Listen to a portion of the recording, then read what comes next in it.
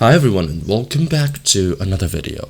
So do you need to save a PDF in Adobe Acrobat after creating, editing, filling out forms or adding comments? Adobe Acrobat provides several ways to save PDF files depending on whether you want to overwrite the existing file, create a copy, reduce file size, or save to cloud storage. So in this guide, I'll show you step by step how to save a PDF in Adobe Acrobat in 2026, simple and effective. So first thing, open your PDF, like launch Adobe Acrobat, open the PDF you want to save.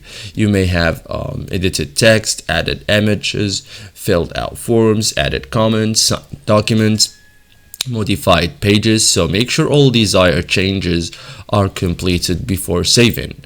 So first, after that, click save, like to save changes to the current file. Select file, okay, and then save, or use the keyword or the keyboard shortcut Control+S window, or Command+S. This is for Mac.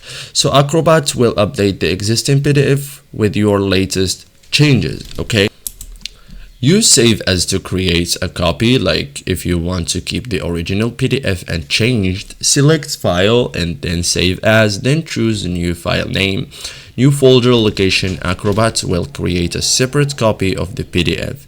Save as is ideal when creating different versions of a document. Then choose a save location, like select where you want to store the file, for example desktop or documents folder or external drive, network location, cloud storage. Okay, verify the destination before clicking save.